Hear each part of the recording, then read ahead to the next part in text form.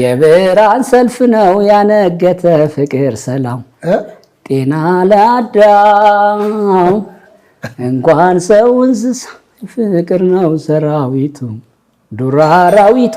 በስተመጨረሻም አገልጋይ እስራኤል ዳንሳ ስለ ዳይመንዱ ጉዳይ ብዙዎች ሲጠብቁት ስለነበረው ጉዳይ መልስ ሰጥቷል። መልሱንም የራሱ ቲክቶክ ቪዲዮ ላይ አስቀምጧል ማለት ነው።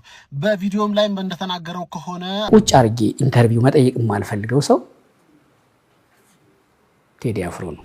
ለኢትዮጵያ ኦርቶዶክስ ተዋሕዶ ቤተክርስቲያን ጥብቅ መልእክት አለኝ። የራሱ አሮባታል የሰው ታማስላለች። ቴዲ አፍሮ ብቻ ሲያወጣ ዘፈንኒ በኢየሱስ በምናምን ዝምባ ነቢይ ነኝ ባዮችና ሐዋርያቶች አፖስቶሎች ጅኒ ቆለጦች አላችሁ። የሆነ የድሮ ኢትዮጵያ ናፋቂ ከሆነ ሰውየው እኔ እኮ የሚገርመኝ ማሽቃበጥ እንኳን እኮ የሆነ የሚሳካለት ሰው አለ። በመሰረቱ የሰው ፕሮቴስታንትን አይወክልም። ፕሮቴስታንት በጣም ወንጌል አማኙ የሚቃወመው ሰው ነው። የተዘበራረቀ የሐሰት ትምህርት የሚያስተምር ሰው ነው። ፕሮቴስታንቱን ይወክላል ብላችሁ እንዳታስቡ። በሰላሙ ጊዜ ነብስ አባትህነን ፓስተርህነን ቄስህነን ይሉ የነበሩ በሙሉ ማለት ነው። ክፉ መንግስት መጥቶ ህዝብ ሲያልቅ ከገዳዩ መንግስት ጋር አብረው ታዳሚዎች ተቋዳሾች አብይ አህመድ ያቋቋመው ካውንስል ምናምን የሚሉት የፕሮቴስታንትና ጴንጤቆስጤዎችን አይ ቲንክ ካቶሊክም የሚኖርበት አላውቅም። ያሁን ምንድነው ስራው?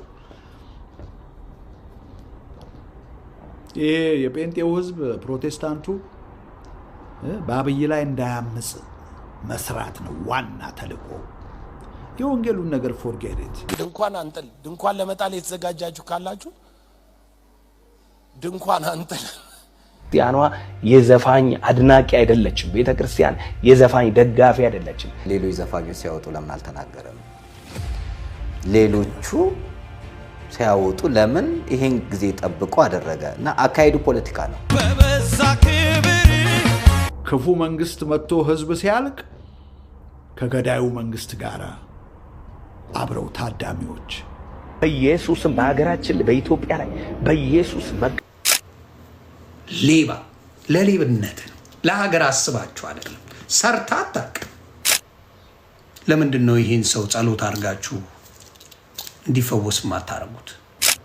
የጴንጤ ፓስተርና ዘማሪ የሚባል እካክ ሰርቶ አያውቅም።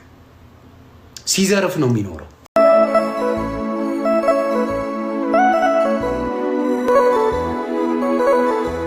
እስከ ዛሬ ቀን ድረስ በህይወት ዘመኔ ዲያመንድ የሚባል ነገር በአይኔ አይቼ አላውቅም። ድሮ ልጅ ሆኜ እያለሁ ካርታ ስንጫወት በካርታ ጫወታ ውስጥ ዲያመንድ፣ ልብ፣ ጦር፣ አበባ ተብሎ በካርታ ላይ ቅርጽ አይቼ አውቃለሁ እንጂ ከዛ ውጪ ዲያመንድ የሚባል ነገር በአይኔ በእውነት አይቼ አላውቅም። ሁለተኛ ነገር ዲያመንድ እኮ ይሄ እኮ ነው ብሎ የሰው ልጅ ሰው ይሄ ነው ብሎ ዲያመንድ የያዘ ሰው ራሱ በአይኔ አይቼ አላውቅም ብሎ እንግዲህ ከዚህ በተያያዘም በተጨማሪ መልሶችን ሰጥቷል። ቪዲዮውን ገብታችሁ ማየት ትችላላችሁ። በድሮ ጊዜ አገልጋዮች በመንግስትም ሆነ በተለያዩ መልኩ ጫና ይደረግባቸዋል፣ ፊዚካሊ አታክ ይደረጋሉ። በዘንድሮ ጊዜ ግን አታኮች ያሉት ሶሻል ሚዲያ ላይ ኮመንቶች ላይና በተለያዩ ቪዲዮ ነው።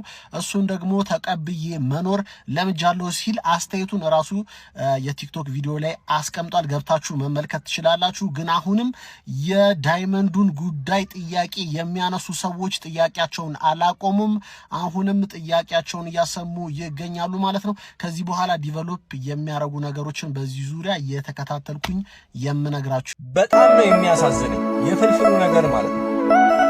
ለማንኛውም አብዛኞቻችሁ ያልገባችሁ ያልተገለጠላችሁ ስትሮክ ማለት ቀጥታ ትርጉሙ የሞት መንፈስ ማለት ነው። ስትሮክ ሌላኛው የዳቦ ስሙ ነው። ሕክምናው የሚያወጣለት የዳቦ ስም ለመሞታችን እንደ ምክንያት የሚደረግ እንጂ አብዛኞች ከዚህ በፊትም ያለፉት አርቲስቶች በሞት መንፈስ በሚላክባቸው ድንገተኛ አደጋ በሚመስል በመኪና አደጋ በሕክምና ስህተት በሚመስል ነገር እንደዚህ በድንገቴ እናጣቸዋለን ማለት ነው። ነገር ግን በአብዛኛው ያልተረዳችሁት ሕክምናውን በአብዛኛው ስለሚሸውድን ስትሮክ ማለት እንደዚህ ነው፣ የደም መቋረጥ እንደዚህ ነው፣ የደም መርጋት እንደዚህ ነው እያለ ብዙ ስም ይሰጠዋል። ምክንያቱም ሽፋን ስለሚፈልግ። ፍልፍሉ እኮ በጸበልና በእምነት እንደምትድን ታውቀዋለህ። ስለዚህ ፍልፍሉን ወደ ፍሉ መድኃኔዓለም ሀያት ጸበል 49 ፍሉ መድኃኔዓለም ውሰዱት። የቅርብ ያላችሁ ሰዎች አላችሁ። ከዚህ በፊትም በበርሜል ጊዮርጊስ ሄዳችሁ ብዙ ሄዳናችሁ አላችኋል። ብዙ ሚስጥር የምታውቁ በዙሪያ ያላችሁ አላችሁ። ስለዚህ ፍሉ መድኃኔዓለም ሀያት ጸበል 49 እዛ ትኩስ ጸበል ላይ ውሰዱት እንጂ ሕክምናው አያድንም ሳይሆን ኢየሱስ ክርስቶስም እኮ የነፍስም የሥጋም ሐኪም ነው አይደል? ቅዱስ ሉቃስም ሐኪም ነው። ነገር ግን እንደዚህ አይነት ነገሮች በአብዛኛው የሚድኑት በጸበል በእምነት በቅባ ቅዱስ። የዚህ የመተት ጉዳይ ከአቅሜ በላይ የሆነ ነው። ብዙ ሰዎች ታሪካቸውን እየላኩ ነው። እዚህ ጋር ያለችዋን ልጅ ተመልከቱ። ይሄ ከአፏ የሚወጣው ነው። ይሄ ሆዷ እንዲነፋ ያደረጉት ነው። ይሄ ገዳም ለመሄድ ስትል ቤቷ የሚመጣው እስስት ነው። ይሄ የምትመለከቱት ነገር በሙሉ በሚያሳዝን ሁኔታ እየተሰራባት በምትወዳት እህቷና ለ10 ምናምን ዓመት ከልጅነቷ ጀምሮ በምታምናት ጓደኛዋ። ይቺ ሴት ከገዳም ገዳም ስትዞር ከገዳም ገዳም ስትዞር ለምንድነው ያልሰራላት? ለምንድነው? ገዳም ደርሳ መጣ ትነግራቸዋለች፣ ለእህቷ ትነግራለች፣ ለጓደኛዋ ትነግራለች። እንደዚህ ሆኜ የሚገርመው ነገር ፊቷ ጭምር እስኪወሰድ ድረስ የሷ ፊት ወዝ የሷ ፊት ውበት ያቺ ጓደኛዋ መተት ያሰራችባት መንታት እስኪመስሉ ድረስ ፊቷ ጭምር ተወስዷልና ለእህቷ ለጓደኛዋ ትነግራለች ሚስጥሯን በሙሉ። እነሱ ደግሞ ሄደው ያሰራሉ፣ ያስገደግዳሉ። ይቺ ልጅ ለሰከንድ እንኳ አልጠረጠረችም። እሷ እግዚአብሔርን ስለምትፈራ ከገዳም ገዳም ስለምትዞር ከቅዳሴ ከጸበሉ ቀርታ ስለማታቅ እግዚአብሔር ሰዎችን አፍቅሩ በሚለው ሕግ ሰዎችን ስለምታፈቅር እሷ እንደዚህ አይነት ቆሻሻ ነገር ሰዎች ላይ ስለማታደርግ እነሱ ማያደርጉ መስሏት ነበረ። ግን እነሱ ናቸው ያደረጉባት ማለት ነው። ነገር ግን እምነቷን ይዛ ጸንታ ስለሄደች እግዚአብሔር አምላክ ምን አስተርጎላታል? አስተርፏታል። ዘመድ አዝማዴ ጓደኛዬ በሉ ሰው አይታመንም፣ የሚታመነው እግዚአብሔር ነው።